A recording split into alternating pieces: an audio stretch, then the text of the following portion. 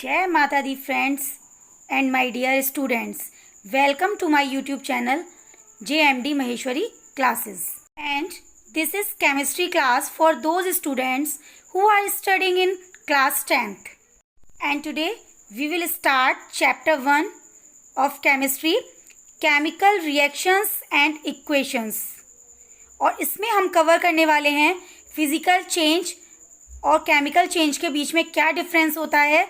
ये आपका पार्ट 1 है और इस चैप्टर से रिलेटेड जो भी आगे के टॉपिक्स हैं पार्ट 2 पार्ट 3 करके आपको आगे के मिल जाएंगे। तो जल्दी से स्टार्ट करते हैं अपना first topic, physical change. The processes in which no new chemical substances are formed are known as physical change. तो स्टूडेंट्स, फिजिकल चेंज क्या होता है? फिजिकल चेंज बोलते हैं एक ऐसे प्रोसेस को जिसमें कोई भी एक न्यू केमिकल सब्सटेंस जो है वो फॉर्म नहीं होता है। मींस कोई एक नया केमिकल सब्सटेंस जो है वो नहीं बनता है। इस तरीके का चेंज जो होता है वो कहलाता है फिजिकल चेंज। एग्जाम्पल हम इसमें ले सकते हैं melting of ice, evaporation of water, dissolution of sugar in water etcetera.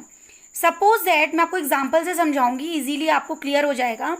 Melting of ice, suppose that आपने एक आइस क्यूब ले लिया है और उसको आप क्या कर रहे हैं, आपने उसको थोड़ा सा हीट किया या नॉर्मल टेम्परेचर में रख दिया तो धीरे धीरे क्या होगा कि वो मेल्ट होने लग जाएगा। और जब वो मेल्ट होगा तो किस में कन्वर्ट हो जाएगा? वाटर में कन्वर्ट हो जाएगा। देन आप उसको क्या करेंगे, और ज़्यादा हीट करेंगे, उसको आपने गैस पे रख दिया सपोज दैट, फिर क्या होगा, जो वो वाटर है वो किस में कन्वर्ट हो जाएगा? वाटर वेपर में कन्वर्ट हो जाएगा। और जब वो वाटर वेपर में कन्वर्ट हो जाएगा तो हमें क्या करना है, हम उसको क्या करेंगे, कूल करेंगे। यानी कि उसको वेपर को, जो वाटर वेपर है उसको हम क्या करेंगे, ठंडा करेंगे। देन वो जो वाटर वेपर है वो किस में कन्वर्ट हो जाएगी? वाटर में कन्वर्ट हो जाएगी।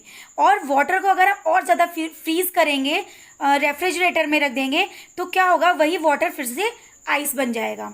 तो यहाँ पर आपने देखा कि आइस को आपने उसके स्टेट में चेंज आया, सॉलिड से लिक्विड हो गया, लिक्विड से क्या हो गया, वो गैसेस स्टेट में कन्वर्ट हो गया, और वापस हमने उसको फ्रीज किया, ठंडा किया, तो किस में कन्वर्ट हो गया? वापस से वो अपनी जो उसकी इनिशियल स्टेट थी, यानी कि स्टार्टिंग में जो उसकी स्टेट थी उसमें वापस आ गया।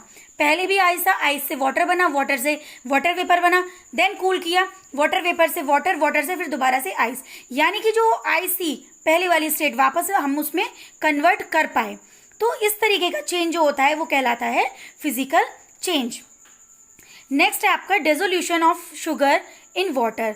अगर आप डिसॉल्व कर दें शुगर को किसमें? वाटर में, तो क्या होगा, अगर आप उसको हीट करेंगे तो क्या होगा कि वो और ज़्यादा उसकी चाशनी जैसी बन जाएगी। वाटर जो है, जो आपका वाटर है वो वेपर बन के क्या हो जाएगा, कन्वर्ट होने लगेगा। और धीरे धीरे क्या है, उसमें क्या बचेगा, आपका शुगर बचेगी। तो यानी कि शुगर और वाटर दोनों को आपने अलग अलग कर लिया, और वाटर वेपर को अगर आप फिर से ठंडा करोगे तो क्या होगा कि वो फिर से वाटर में कन्वर्ट हो जाएगा, वेपर जो है वो कन्वर्ट हो जाएगी। तो यहाँ पर जो है हम बोल सकते हैं कि जो उसकी प्रीवियस स्टेट थी, पहले जो स्टेट थी, उस सब्सटेंस को हमने उसी में कन्वर्ट कर दिया। कोई एक केमिकल न्यू केमिकल सब्सटेंस जो है वो फॉर्म नहीं हुआ है। तो इस तरीके का जो चेंज होता है वो कहलाता है फिजिकल चेंज। चलिए, तो अब आ जाते हैं नेक्स्ट टॉपिक पर, chemical change. The processes in which the original substances loss their nature and identity and form a new chemical substance. Chemical change जो है वो जस्ट अपोजिट होता है फिजिकल चेंज के। ऐसा प्रोसेस जिसमें जो ओरिजिनल सब्सटेंस है उसका नेचर जो है उसका लॉस हो जाए, यानी कि जो उसका नेचर है वो ना रहे, एंड आइडेंटिटी, और उसकी जो आइडेंटिटी है वो भी चेंज हो जाए, and form a new chemical substance, और क्या फॉर्म करे, वो एक नया केमिकल सब्सटेंस। सीधे सीधे हम बोल सकते हैं कि ऐसा प्रोसेस जिसमें कोई भी जो ओरिजिनल सब्सटेंस है वो एक न्यू केमिकल सब्सटेंस में कन्वर्ट हो जाए, और उसका जो नेचर और आइडेंटिटी थी वो पहले जैसी ना रहे, वो भी चेंज हो जाए। तो इस तरीके का जो चेंज है वो क्या कहलाता है? Chemical change. with different properties are known as chemical changes। और जो न्यू केमिकल सब्सटेंस बना है उसकी प्रॉपर्टीज़ भी कैसी होंगी, जो ओरिजिनल सब्सटेंस पहले था उससे डिफरेंट होंगी। तो इस तरीके का चेंज कहलाता है chemical change. Such process involving a chemical change is called a chemical reaction. कुछ ऐसे प्रोसेस जिसमें केमिकल चेंज होता है तो उनको हम क्या बोलते हैं, केमिकल रिएक्शंस बोलते हैं। अब केमिकल चेंज का हम एक एग्जांपल लेंगे और उससे हम समझेंगे। रस्टिंग ऑफ आयरन, यानी कि जो आयरन है उसमें जब जंग लग जाती है तो क्या होता है कि वो थोड़ा सा टूटने लगता है। जो जंग जो है वो किस पे, आयरन वाली चीज़ पे लग जाती है। जब वो वाटर मॉइस्चर के कांटेक्ट में आता है ना, तो और या ऑक्सीजन के कांटेक्ट में आता है तो फेरस ऑक्साइड बनाता है, और वाटर कांटेक्ट में आता है तो हाइड्रोक्साइड बनाता है। तो जब उस पर जो भी आयरन है जब उस पर जंग लगने लगती है तो जो आयरन है वो ही तो चेंज हो जाता है जंग में। तो क्या हम उस जो जंग लग जाती है उसको वापस से कन्वर्ट कर सकते हैं आयरन में? नहीं कर सकते हैं। तो यानी कि जो प्रीवियस स्टेट है उसमें हम उसको कन्वर्ट नहीं कर पाए। तो इसलिए ये जो चेंज होगा रस्टिंग ऑफ आयरन, ये कहलाएगा chemical change.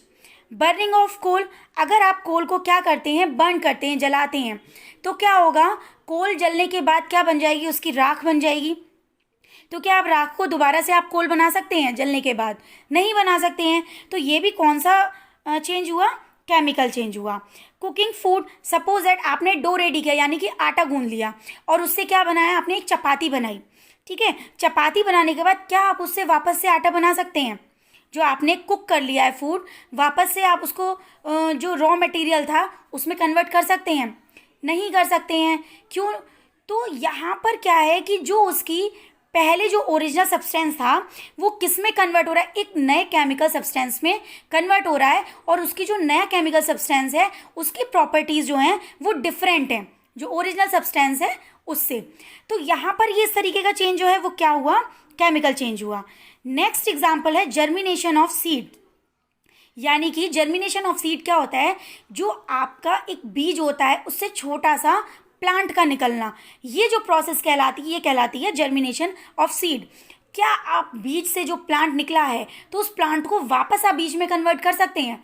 Not possible, not possible है। इसीलिए यहाँ पर कौन सा चेंज हुआ है, केमिकल चेंज हुआ है। क्योंकि जो पहले स्टेट थी बीज से प्लांट बन गया, जो पहले कौन सी स्टेट थी प्लांट की, बीज के रूप में था, तो उस सीड में आप दोबारा से प्लांट को कन्वर्ट नहीं कर पाए। इसलिए यहाँ पर ये जो चेंज हुआ ये कैसा हुआ, केमिकल चेंज। स्टूडेंट्स, जैसे कि इस चैप्टर का नाम ही है केमिकल रिएक्शंस एंड इक्वेशंस, तो केमिकल रिएक्शन जो है, जब केमिकल चेंज होगा वहाँ पर जो भी रिएक्शन हो रही है वो क्या कहलाएगी, केमिकल रिएक्शन। तो ये तो आपने समझ लिया। अब थोड़ा सा आ जाते हैं नीचे, नेक्स्ट इसी से रिलेटेड जो है केमिकल इक्वेशंस के बारे में थोड़ा सा समझेंगे कि कैसे कैसे क्या क्या होता है उसमें। तो देखिए, केमिकल इक्वेशन जो है वो दो चीज़ें होती हैं। एक तो उसमें क्या कहलाता है, रिएक्टेंट्स, और दूसरी चीज़ होती है प्रोडक्ट्स। तो रिएक्टेंट्स क्या होते हैं, in a chemical reaction the original substances are called reactants. तो जो ओरिजिनल सब्सटेंसेस होते हैं वो क्या कहलाते हैं, रिएक्टेंट्स, क्योंकि आपस में उनका ही रिएक्शन होता है। और प्रोडक्ट क्या होते हैं, जो हमें in a chemical reaction the new substance form are known as products. जो भी ओरिजिनल सब्सटेंस हैं उन्होंने आपस में रिएक्ट किया और एक हमें जो नया केमिकल प्रोडक्ट यानी कि एक जो नया सब्सटेंस हमें जो मिला उनके रिएक्शन होने के बाद, ओरिजिनल सब्सटेंसेस के रिएक्शन होने के बाद जो हमें एक नया सब्सटेंस मिला है वही क्या कहलाता है, प्रोडक्ट। जैसे कि H2+O, ये क्या है, आपकी हाइड्रोजन, और ये है ऑक्सीजन। हाइड्रोजन और ऑक्सीजन का क्या हुआ, आपस में रिएक्शन हुआ। हाइड्रोजन और ऑक्सीजन आपस में रिएक्ट हुए और हमें क्या मिल गया, H2O, water. It means H2 और O ये आपस में ये कैसे हैं, ये तो ओरिजिनल सब्सटेंस हैं, तो ये क्या कहलाएंगे, रिएक्टेंट्स। और इन्होंने मिलकर के हमें एक क्या दे दिया, न्यू सब्सटेंस दे दिया, जिसकी प्रॉपर्टीज़ जो हैं ओरिजिनल सब्सटेंस से बिल्कुल डिफरेंट होंगी। तो ये हमारा कहलाएगा प्रोडक्ट।